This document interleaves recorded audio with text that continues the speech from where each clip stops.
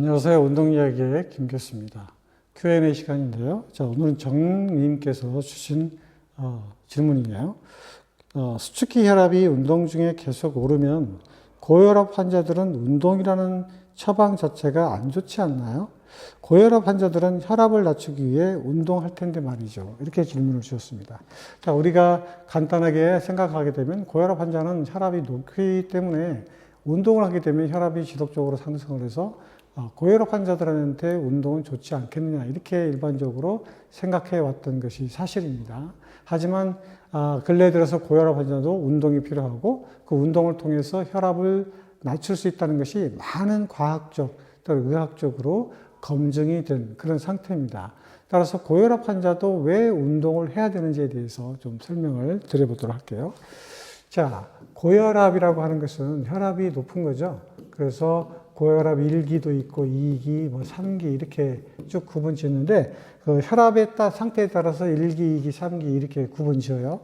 자, 일반적으로 고혈압 환자한테 처해지는 운동 처방은 보통 1기하고 2기를 중심적으로 운동 처방을 시작을 하는데 지나치게 혈압이 높은 사람들은 사실 운동 처방을 하기가 굉장히 어렵습니다. 또한 고혈압 환자는 경구투여하는 즉 약물로 치료가 잘 되는 경우에 한해서 운동 처방도 할 수 있도록 이렇게 되어 있습니다. 자, 보통 수축기 혈압하고 이완기 혈압으로 구분 짓죠. 그렇죠? 자, 그래서 정상적인 사람은 120에 80 mHg 이렇게 우리가 보통 표현하는 건데, 자, 이완기와 수축기 혈압을 한번 비교를 해볼까요? 여기가 이제 혈압이라고, BP라고 혈압을 표현할게요. 200, 150, 한 100 이렇게 쉰다고 하면은 안정시는 보통 이 정도 되니까요. 자, 이런 상태가 되고, 이런 상태가 되죠. 자, 여기서 빨간 그래프는 수축기 혈압을 의미를 하는 거고요. 그 다음에 이 파란 것은 이완기 혈압을 의미를 하는 겁니다. 즉, 이 X축은 뭐냐면, 이제 운동, 시간이나 운동 강도라고 해도 상관이 없어요. 자, 처음에는 120에 80 정도 보였던 수축기와 이완기의 혈압들이 자, 운동을 하면서 어떻게 되죠? 수축기는 계속해서 증가를 하게 되고, 그런데 여기 보면 이완기 혈압은 거의 120 이상 증가하지 않는 것을 볼 수가 있습니다.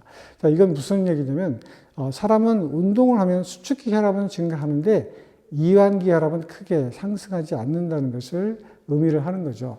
만약에 수축기도 증가하고 이완기도 이 상태에서 증가를 하게 된다. 이러한 상태가 되면 이 사람은 심장에 이상이 있다는 걸로 판명이 돼서 운동을 바로 중단시켜야 되는 그런 그 결과를 가져오는 거예요. 가끔 운동부하 검사를 하다가 이런 것들을 놓쳐가지고 가끔 운동부하를 검사받다가 안 좋은 일을 당하는 그런 경우도 있습니다. 그래서 운동부하 검사 시에 혈압계를 착용하고 반드시 이걸 모니터링을 해서 이런 것들을 주의 깊게 찾아내야 되는 거죠. 자, 운동을 하게 되면 혈압도 낮춰지고 심폐 기능도 개선이 되고 또는 체중도 감소시키고 여러 가지 항 조절을 많이 하게 되는 거죠. 따라서 운동을 하게 되면 일단 어떤 결과를 가져오냐면 심장 기능을 발달시키고 또 혈관 기능을 강화시킨다 이렇게 얘기를 들 수가 있어요. 운동을 하게 되면 심박출량이 증가해서 총 박출량이 증가하게 되기 때문에 어떤 현상이 되면 혈액 공급이 굉장히 원활하죠. 따라서 혈관을 청소할 수 있는 혈관을 깨끗하게 유지할 수 있는 그런 기능을 가지고 있고요. 또 운동을 통해서 혈압이 높아지니까 강한 그 혈류의 흐름을 일으키거든요. 그러니까 어떻게 되냐? 혈관이 탄성이 계속해서 유지되고 탄성이 강화되다 보니까 어떻게 돼요? 혈관이 확장되고 그렇죠? 혈관이 확장되다 보니까 어떻게 되죠? 혈압이 감소시키게 되는 거죠. 즉 혈관 확장은 또 뭘 일으키냐면 모세혈관의 저항을 감소시키는 거죠. 따라서 혈압을 감소시키는 결과를 가져오는 겁니다. 그러면 고혈압 환자들은 이미 혈압이 높기 때문에 과연 운동을 하게 되면 위험하지 않을까? 당연히 위험하죠. 따라서 고혈압 환자는 1기와 2기가 대상인 사람들이 주로 이제 운동 처방을 하게 되는 거고요. 가급적이면 고강도의 저항 운동은 굉장히 조심스럽게 실행을 해야 돼요.